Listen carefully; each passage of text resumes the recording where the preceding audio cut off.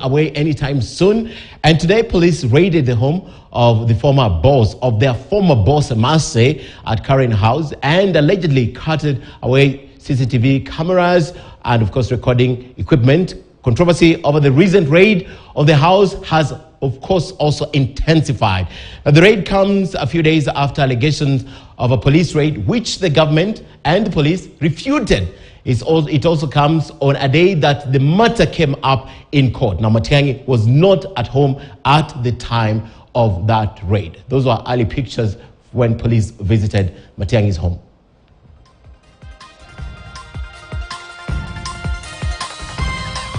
Kwetu sisi tunashangaa kama taifa la Kenya limerudi kule ilipokuwa mwaka 1980, sababu mambo kama haya hayawezi fanyika. Kumbuka kwamba maafisa wa DCI walienda kwenye mahakama 3, Milimani mara 2 na Kiambu mara 1. Kwa hivyo wote wakanyimwa ile nafasi. Kwa hivyo ndipo tunakisia yale yanayojiri. Hatujui, tumeona DCI akisema kwamba katika barua zake kwamba ana order aipe KTN iweze kuipeperusha kwa taifa, sababu ile order ni karatasi ambayo ni order ya Wakenya. Lakini mpaka sasa hatujapewa hiyo order na wala haijapeperushwa kwenye vyombo vya habari. Watazamaji wangu watataka kujua labda waziri alikuwepo.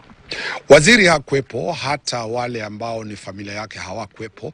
Kulikuwa ambaye ni askari wa bawabu, ule si askari wa polisi bawabu. Alipowazuia walimkamata wakamfungia kwa saa moja pale, kisha wakamwachilia walipotuona sisi tumeingia. Kwa hivyo waziri tumezungumza na yeye, ako sawa, afya yake iko sawa, hajadhuriwa kwa njia zozote. Of course, the former CS was not at home. We'll find out more about that. But it's been a day of back and forth.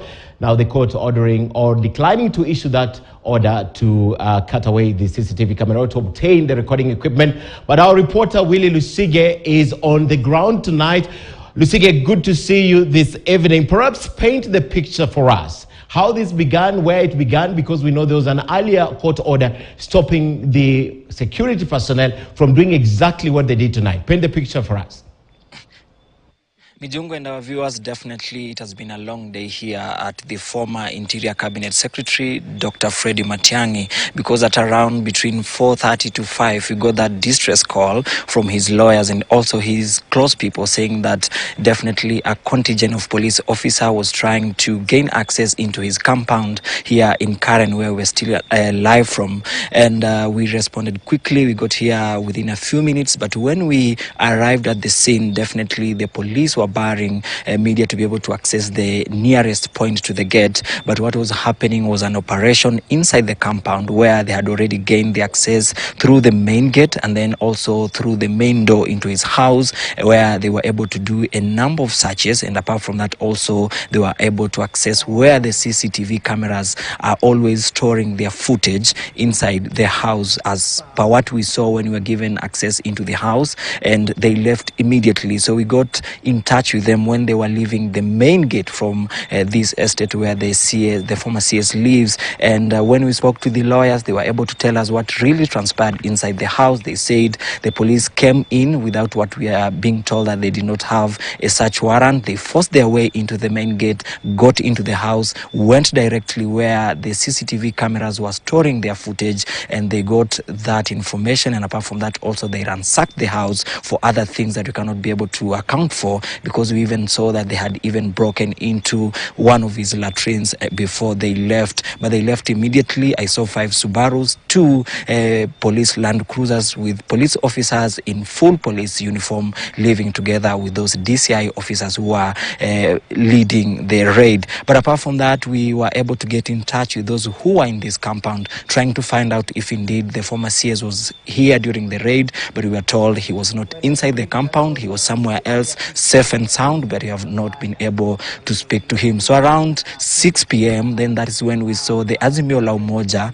and also the ODM party leader Raila Odinga arriving here. He was given access directly into former CS house, and where he had a discussion with the family members and also his lawyers. And after a while, he came out and he spoke to the media about the raid. He said definitely from his side and also the family and also from Dr. Matiang'i, even though he noted he had not spoken to him, they had informed him that the police came in led by the DCI, but they did not have a search warrant. And from his speech, definitely he was trying to clearly show that this was a political move, maybe to undermine the former government, because he was saying he is yet to know the reason why the police officers and the DCI officers were looking for Matiang'i. But briefly, he said he had been informed it was to do with Ruaraka, a land scandal, but he was not able to give more information. He said this was just a move to undermine the former government, and definitely he spoke for a while, touched on a number of issues, and this is what he had to say to the media before he left immediately to proceed to where we don't know where he was going, but he just said he was going to get in touch with the former CS in charge of the interior. Lawyer here, Dantan Omari, was there in court, and I'm told the media was also present when they were denied an order, and the matter is supposed to be heard on the 7th of next month. But then here they're pretending to say that they have an order. We don't know where they got that other order, and why they hurry, why they should come in spite of the fact that they did not get an order from the courts.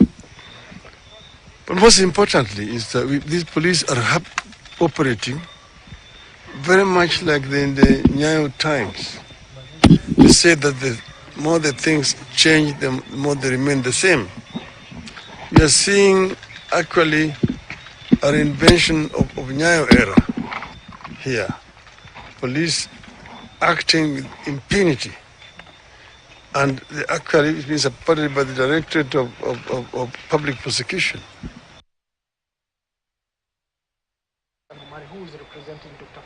Contrary to what the Azimio La Umoja party leader Raila Odinga has said that the DCI officers together with other police officers did not have a search warrant, the Director of Criminal Investigation, that is Mohammed Amin, has issued a statement a few minutes ago saying they had a real search warrant and they produced it here, but we cannot confirm that. But we are still waiting to see what will happen next, because we had informed that most definitely Dr. Matiang'i was coming back home, but that has not yet happened up to now. But we'll keep on camping here to see if indeed by the end of the night he'll be able to come here, and if not so, which other action will be he taking from tonight to be able to see the way forward in regard to the search and also in regard to his case that has now been dragging all away for many days, where we have seen the police trying to get the footage, accusing him of maybe